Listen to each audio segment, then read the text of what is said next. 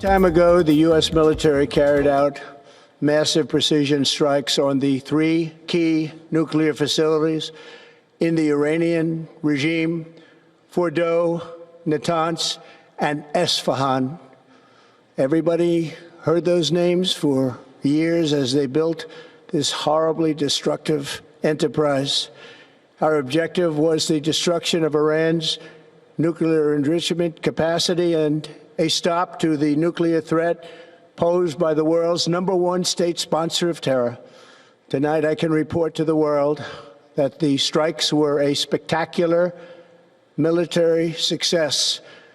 Iran's key nuclear enrichment facilities have been completely and totally obliterated. Iran, the bully of the Middle East, must now make peace. If they do not, future attacks will be far greater and a lot easier. For 40 years, Iran has been saying death to America, death to Israel. They have been killing our people, blowing off their arms, blowing off their legs with roadside bombs. That was their specialty. We lost over 1,000 people, and hundreds of thousands throughout the Middle East and around the world have died as a direct result of their hate. In particular, so many were killed by their general, Qasem Soleimani. I decided a long time ago that I would not let this happen. It will not continue. I want to thank and congratulate Prime Minister Bibi Netanyahu. We worked as a team like perhaps no team has ever worked before. And we've gone a long way to erasing this horrible threat to Israel. I want to thank the Israeli military for the wonderful job they've done.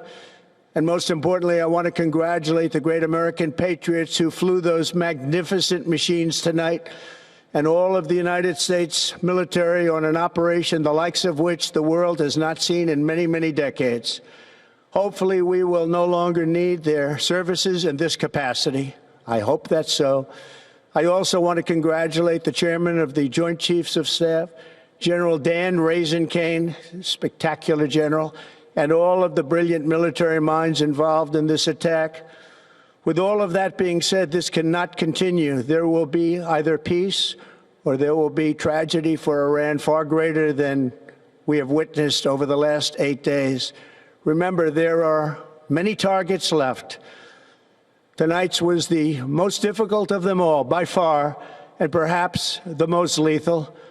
But if peace does not come quickly, we will go after those other targets with precision, speed, and skill. Most of them can be taken out in a matter of minutes. There's no military in the world that could have done what we did tonight, not even close. There has never been a military that could do what took place just a little while ago. Tomorrow, General Kane, Secretary of Defense, Pete Hegseth will have a press conference at 8 a.m. at the Pentagon. And I want to just thank everybody, and in particular, God. I want to just say we love you, God, and we love our great military. Protect them. God bless the Middle East. God bless Israel. And God bless America. Thank you very much. Thank you. All right, that was U.S. President addressing right after the U.S. military strikes. He said that the strikes were successful. Now, Trump had been weighing military action for days. Now he is addressing U.S. has successfully hit these 3 nuclear sites, saying that these sites has been obliterated. He called Iran a bully of West Asia and said that for 40 years, Iran has been saying death to Iran, death to U.S. And has also mentioned that he worked with as a team with Israeli Prime Minister Netanyahu like no other team before. He has thanked the military for these strikes. He called Iran a horribly destructive enterprise. These nuclear sites, it has been obliterated. He said the strikes were spectacular. And he also mentioned that there will be peace or tragedy far greater than seen in the last 8 days. He said that there are more targets left, and if peace does not prevail, there will be tragedy far greater than seen in the last 8 days for Iran. He said, we hope we don't need these strikes at this level, but if it does not get it on If peace does not prevail, there will be tragedy far greater than seen in the last 8 days. More targets are left. He also mentioned that the Pentagon will have a press conference at 8 a.m. on the next day. He said the strikes were spectacular, according to Trump. Now, these nuclear sites were obliterated. He called Iran the bully of West Asia. He said for 40 years, Iran has been saying death to Iran, death to Israel, death to Israel and death to U.S. He said that he has worked as a team with Prime Minister Netanyahu like no other team before. He has thanked the U.S. military for carrying out these strikes and said, hoping we do not need these level of strikes again. Of course, to discuss more, we have our correspondent Susan joining us. Susan, we have it from the president saying that these strikes were spectacular and these horribly destructive enterprises were obliterated. Your reactions to this? A very powerful statement from President Trump addressing the nation. And he talked about, first of all, it was very important that he talked about these attacks, but he also mentioned that at this point, if Iran doesn't choose peace, whatever that means, then there will be more strikes. I think that's something that we have to take into consideration. And he talked about when he took out General Soleimani, Iran's main general, during his first term, it was because Iran was constantly attacking U.S. forces with roadside bombs. And he went in very detail about how, you know, their arms and legs and the soldiers' body parts were sort of, being injured. And this is very important because he's talking to an American nation that really respects its military. And if the United States wants to continue its presence in this war, these sentiments are important to get the American public on board, to demonstrate that Iran is a present and urgent threat to the United States. Nonetheless, he said that 3 nuclear sites were completely obliterated. Iran is the bully of the Middle East and should make peace.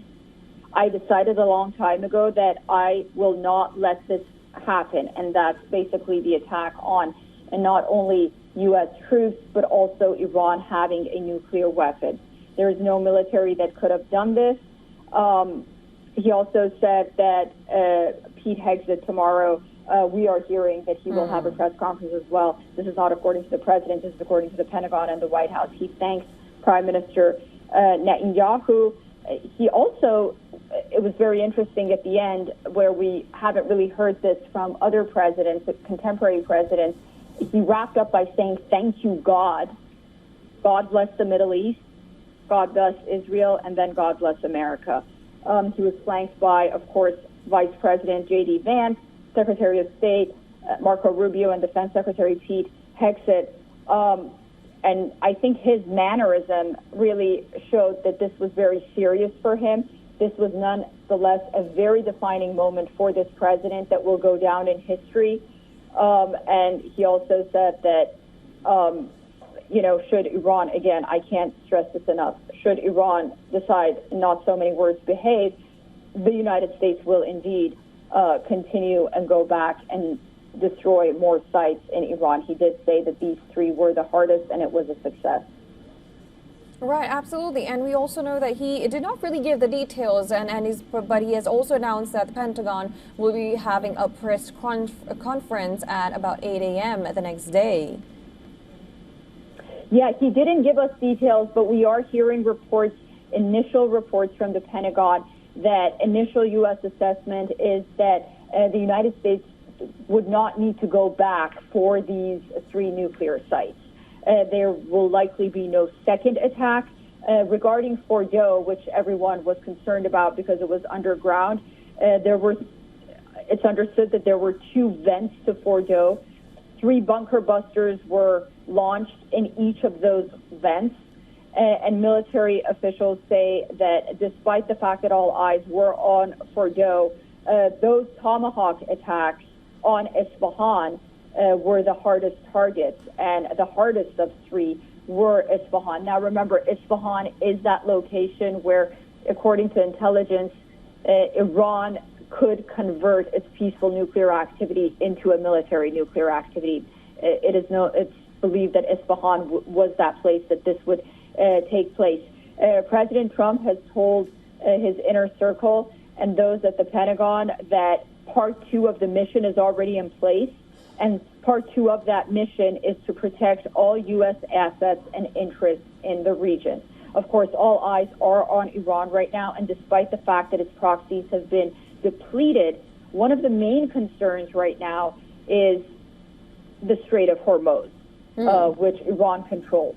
Right. And I think all eyes are going to be on the Strait of Hormuz. Of course, U.S. interests in the region, in the Middle East as well. Here in the United States, the FBI, the NYPD, and other law enforcement are on high alert for possible sleeper cells. But regionally, the Strait of Hormuz might be the place where Iran can cause the most damage. Of course, Iran continues to have those missiles in its possession that could reach Israel. Israel, of course, is going to be on high alert. We are hearing reports that Prime Minister Netanyahu is expected to address his nation as well, so we'll hear from him. Absolutely, Susan. Of course, a very short but a very bold address from Trump right now. But I'll come back to you for more. We also have joining us Gabriel Noronha. He is a former special advisor for Iran at the U.S. State Department and executive director of Polaris National Security. Thank you so much for joining on the broadcast with us. Of course, happy to be here. And of course, breaking news just coming in. U.S. has struck Iran. We just heard Trump saying that, of course, this is not the only target. There are a lot of targets remaining in Iran.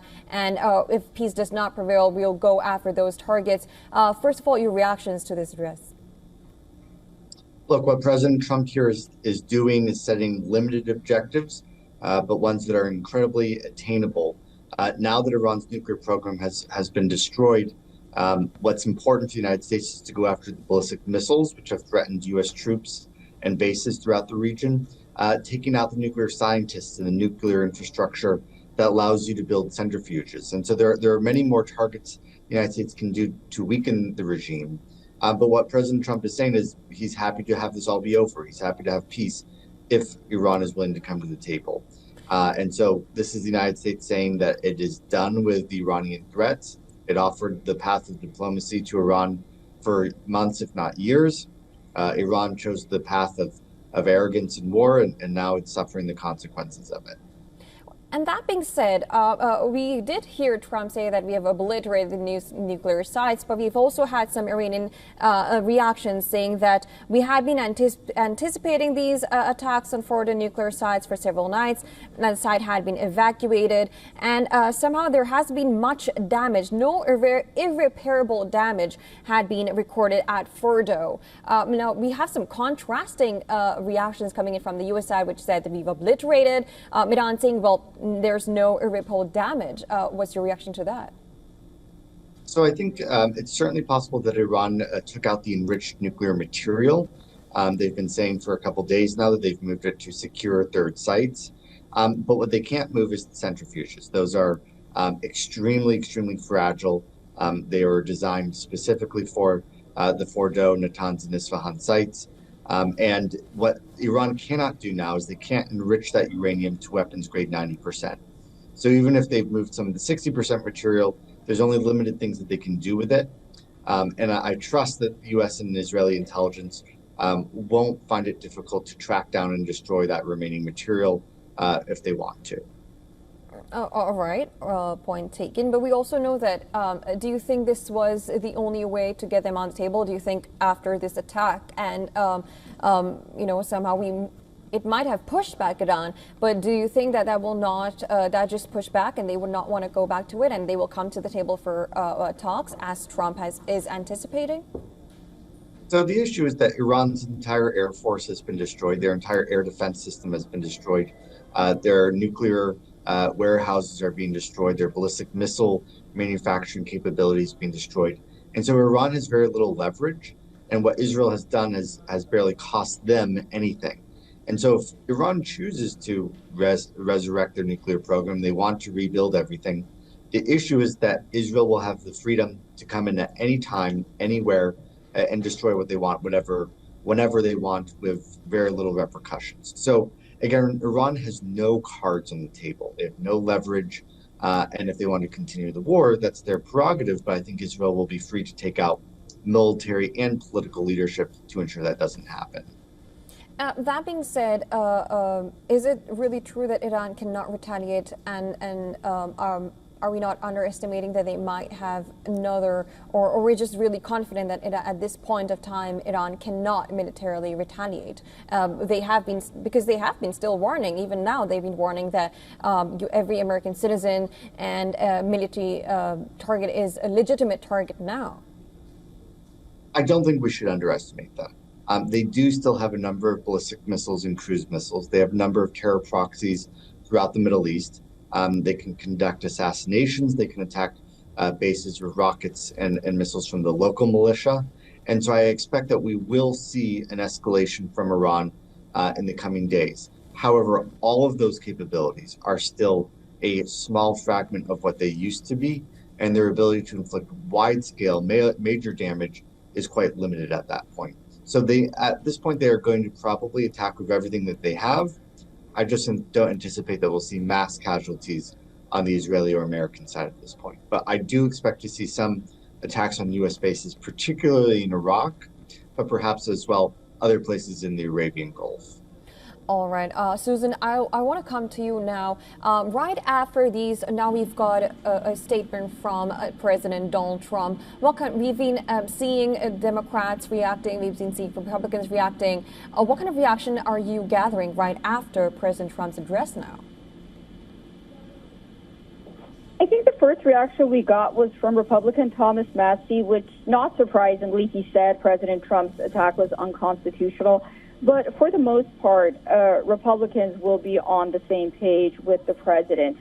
We got reaction from Mike Johnson. He said that President Trump does what he says what he does, and completely supported the president. And then you have those mostly within the Democratic Party that are probably going to come out and talk about checks and balances. They want to hear more about this and whether or not it was justified for the president to act alone or not. We are hearing from CBS News that the White House did give Congress a courtesy heads up before these attacks. But there is that concern among some that this could spiral into a broader war. It could weaken multilateral efforts with allies and the U.S. global standing in general. But, nonetheless, this was something that President Trump has been saying for years, that Iran cannot have a nuclear weapon. And the intelligence that he has is going to be outweighed by the intelligence that perhaps members of Congress even have about the clear and present danger that Iran posed to the United States at this time. And it appears that the White House is confident that it can defend that and why it went into Iran the time that it did to take out these nuclear installations.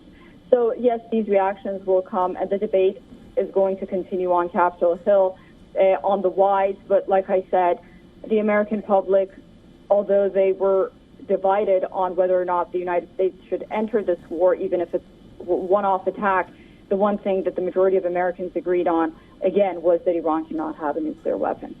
Right, and also, Susan, I want you to touch upon this fact, the fact that you had also mentioned earlier when I came to you, how serious Trump had been when he spoke these lines. Normally, when he's taking any press conference, he's pretty, I'm not going to say easygoing, but this address somehow seemed to be very serious in nature.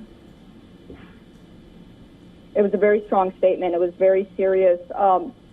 President Trump was visibly, perhaps his mannerism, different than, the way he's usually is, which is, I guess you can say laid back, but this is, anything but that.